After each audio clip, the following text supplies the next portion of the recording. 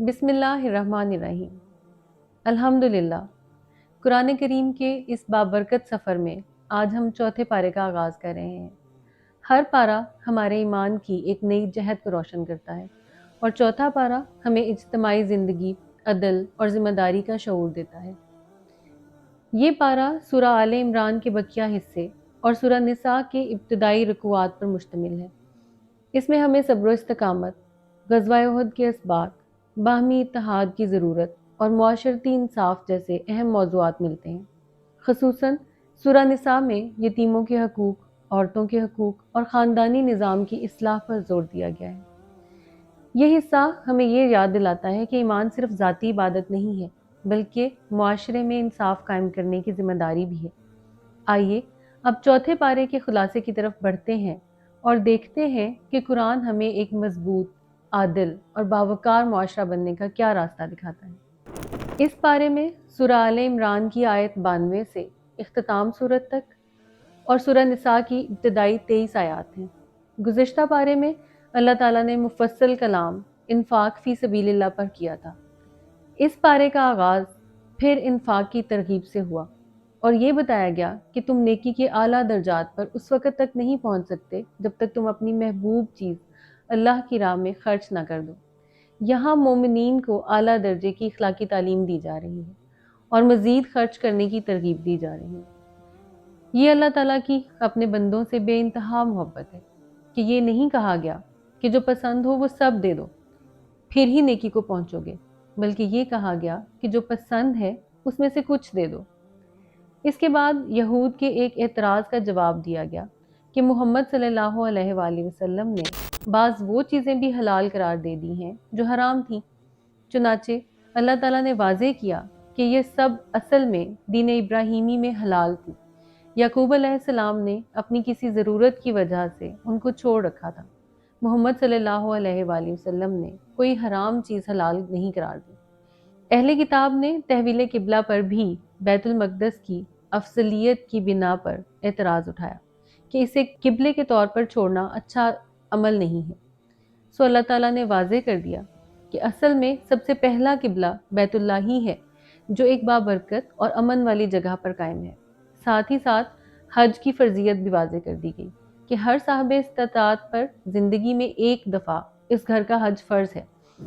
उसके बाद अहले किताब से खिताब करके उनके बाज़ गुमराह कुन अमाल की तरफ तवज्जो दिलाई गई और मुसलमानों को तंबीह की गई कि नबी बरहक के होते हुए इन बुतों की पैरवी मत करना, वरना वो तुम्हें भी हक से महरूम कर देंगे।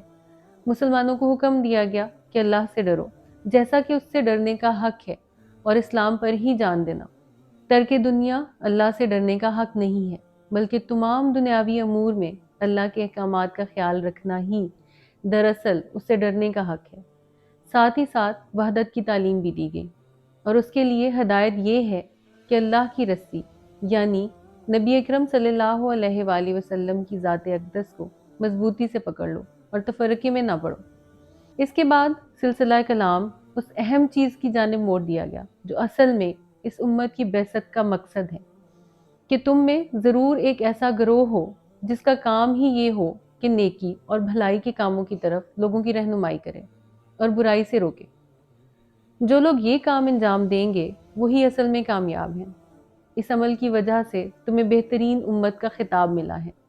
उस एक ख़ास जमात के अलावा भी हर उम्मती को दीन और भलाई का दाई होना चाहिए जो अपने अपने सर्कल में बुराई के खिलाफ आगाही फैलाएं और इंसानियत की भलाई और खैर ख्वाही के लिए अपने हिस्से का काम अंजाम दें। इसके बाद मुसलमानों को अहले किताब के बारे में बताया गया कि इनमें कुछ तो वो हैं जो अमाले रजीला के सबब जलील हुए, लेकिन सब एक जैसे नहीं हैं। इनमें से कुछ ऐसे भी हैं जो हक पर कायम हैं, रातों को उठकर नमाज पढ़ते हैं और अमर बिल मारूफ और नहीं अनिल मुनकिर का कार्य खैर अंजाम देते हैं। यहाँ कुफार के बारे में बताया गया है कि आखिरत में उनके माल और औलाद उनके किसी काम नहीं आएंगे, ना ही उनका सदका खैरात किसी काम का होगा। ये सिर्फ दुनिया की लज्जत में माल खर्च करते हैं, लिहाजा उन्हें अपना राजदार ना बनाओ। ये मुसलमानों से हद दर्जा का बुग़्ज़ रखते हैं।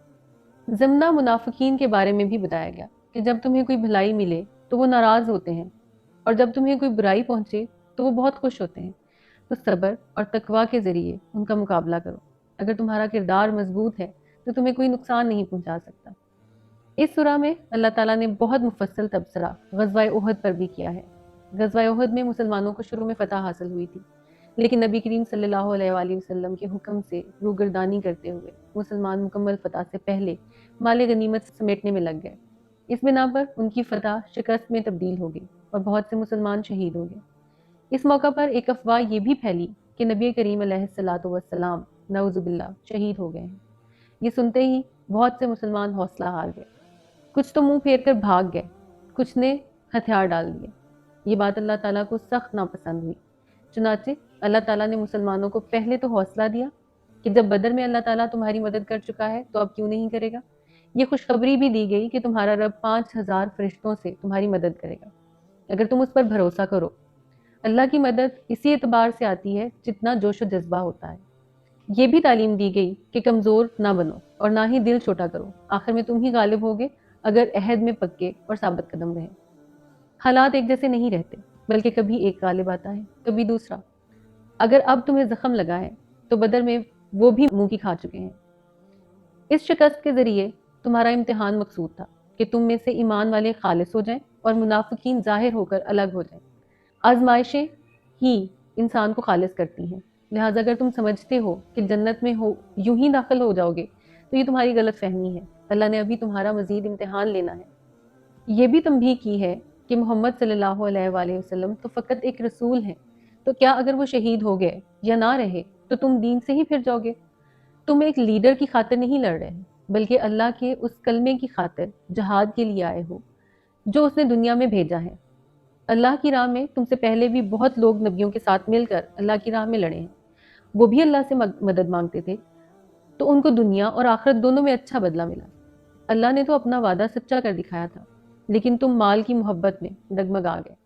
اللہ اپنے بندوں سے یہ چاہتا ہے کہ وہ دنیا کی چیزوں پر غم نہ کریں۔ احد میں چونکہ بہت سے مسلمان شہید ہو گئے تھے تو منافقین نے یہ بات پھیلا دی کہ اگر یہ لوگ اپنے گھروں میں ہوتے تو زندہ رہتے اور اس آزمائش سے بچ جاتے۔ اللہ تعالیٰ نے یہاں اس کی بھی نفی کی اور کہا کہ جو لوگ اس جنگ میں آنے پر تنگی محسوس کر رہے تھے ان کو بتا دو کہ اگر وہ اپنے گھروں میں بھی ہوتے تو جن کی قسمت میں شہید ہونا تھا وہ اپنے گھر میں بھی مارے جاتے۔ منافقین کو بھی اللہ تعالیٰ نے یہ کہہ دیا کہ اگر یہی سچ ہے تو تم اپنے آپ کو موت سے بچا کر دکھاؤ۔ پھر مسلمانوں کو تسلی دلائی کہ یہ شہادت عام موت نہیں بلکہ ایک بہت اعلیٰ مرتبہ ہے۔ زندگی اور موت اللہ کے ہاتھ میں ہے اور اللہ کے راستے کی موت ہی بہترین منزل ہے۔ شہداء کے انعامات کا تذکرہ کیا گیا کہ وہ زندہ ہیں، رزق بھی پاتے ہیں، جو ان کے بقیہ مجاہد ساتھی ہیں ان کے بارے میں خوش بھی ہوتے ہیں کہ وہ بھی عنقریب اس رتبے کو حاصل کریں گے۔ جنگ احد کے بعد یہ خبر مشہور ہوئی کہ دشمن پھر پلٹ کر حملہ کرنے والا ہے، چنانچہ نبی کریم صلی اللہ علیہ وآلہ وسلم نے ایک مرتبہ پھر لوگوں کو حکم دیا کہ مقابلے کے لیے نکلیں۔ اس موقع پر کسی نے بھی بزدلی نہیں دکھائی اور زخموں سے چور چور بھی اٹھ کھڑے ہوئے اور مقابلے کے لیے حسبنا اللہ و نعم الوکیل کہتے ہوئے تیار ہو گئے۔ اللہ تعالیٰ کو ان کا یہ عمل بے حد پسند آیا۔ مومنین کو حوصلہ دیا گیا کہ یہ کافر تمہارا کچھ نہیں بگاڑ سکتے۔ ان کو جو ڈھیل مل رہی ہے اس کا مقصد یہ ہے کہ وہ اپنے گناہوں میں بالکل جب غرق ہو جائیں پھر ایک ہی دفعہ قیامت میں پکڑے جائیں۔ اللہ تعالیٰ نے درمیان میں سود کی حرمت کا بھی ذکر کیا۔ سودی لین دین انسان مال کی محبت میں کرتا ہے۔ یہ مشکل بھی مال کی محبت کی وجہ سے آئی تھی۔ مسلمانوں نے مال غنیمت کی وجہ سے رسول اللہ صلی اللہ علیہ وآلہ وسلم کے احکام کو نظر انداز کر دیا تھا، اس لیے یہ واضح کہا گیا ہے کہ مال کی محبت تباہی لاتی ہے۔ جنت اور اللہ کی مغفرت کی طرف دعوت دی گئی اور مومنین کی چند صفات انفاق سے متعلق بیان کی کہ وہ ہمیشہ اللہ کی راہ میں کھلے اور چھپے خرچ کرتے ہیں، سخت غصہ کو ضبط کرتے ہیں، عفو و درگزر کرتے ہیں، جب ان سے کوئی کام غلط ہو جائے تو استغفار پڑھتے ہیں۔ خوشخبری بھی دی گئی کہ جو اللہ سے مغفرت کے طلبگار ہوئے ہیں وہ اپنی غلطیوں پر اصرار نہیں کرتے اور مذکورہ بالا تمام خصوصیات کو اپناتے ہیں۔ ان کو وہ جنت ملے گی جس کے نیچے نہریں بہتی ہیں۔ مومنین کی صفات یہ بھی ہیں کہ وہ کھڑے بیٹھے اور لیٹے اللہ تعالیٰ کو یاد کرتے ہیں، اس کا ذکر کرتے ہیں اور آسمان اور زمین کی تخلیق میں غور و فکر کرتے ہیں۔ وہ جانتے ہیں کہ یہ سب بے مقصد نہیں ہے۔ اللہ تعالیٰ نے نبی کریم صلی اللہ علیہ وآلہ وسلم کی بعض وہ صفات بھی بیان کی جو ایک صحیح لیڈر میں ہونی چاہیے: تواضع، اپنے ساتھیوں کا خیال رکھنا، اہم کام مشورے سے انجام دینا، اللہ پر توکل کرنا۔ اس سے یہ بھی واضح ہوا کہ اپنے امور باہمی مشورے سے طے کرنا پسندیدہ امر ہے۔ یہ بھی بتایا کہ رسول کا بھیجنا تم پر اللہ کا انعام ہے۔ خیانت سے خبردار کیا گیا کہ جو خیانت کرے گا وہ قیامت کے دن اس کا حساب دے گا۔ بخل کی ممانعت کی گئی اور یہ بتایا گیا کہ جو جس چیز میں بخل کرے گا اس کا توق قیامت کے دن اسے پہنایا جائے گا۔ یہ بھی بتایا گیا کہ ہر کوئی موت کا مزہ چکھے گا، تو اصل کامیابی یہ ہے کہ آگ سے بچ کر جنت میں داخل ہو جاؤ۔ یہ بھی بتا دیا گیا کہ دین کا راستہ آزمائشوں کا راستہ ہے، اس کے لیے ہمت درکار ہے۔ بڑے دل والے ہی بڑے کام کرتے ہیں۔ اس سفر میں تقویٰ اور صبر بہترین مددگار ثابت ہوں گے۔ منافقین کی صفت بتائی گئی کہ دوسروں کے کام کا کریڈٹ لیتے ہیں۔ اس کے بعد خاتمہ سورت کی آیات ہے جس میں چند دعائیں سکھائی گئی ہیں اور یہ تسلی دی کہ کسی کا عمل ضائع نہیں ہوگا، مرد یا عورت جو بھی بھلا کام کرے گا جنت میں جائے گا۔ اللہ تعالیٰ کی طرف سے ان کے لیے بہترین ضیافت تیار ہے۔ یہ بھی تسلی دی گئی کہ کافروں کو دنیا میں پھلتا پھولتا دیکھ کر افسردہ نہ ہو، دنیا تو عارضی ٹھکانہ ہے اور ان کا عیش و عشرت بھی بس چند روزہ ہے۔ مومن کا اجر ہمیشہ باقی رہنے والا ہے۔ اہل کتاب کے مسلمانوں کی تحسین کی گئی اور تسلی دی گئی کہ ان کا اجر بھی اللہ کے پاس ہے۔ بس اے مسلمانوں، صبر کرو، مضبوطی سے مقابلہ کرو، تقویٰ سے کام لو، تکلیف دہ حالات میں بھی اللہ کی اطاعت پر جمے رہو، یہی اصل میں فلاح کے کام ہے۔ اس کے بعد سورہ نساء شروع ہوتی ہے۔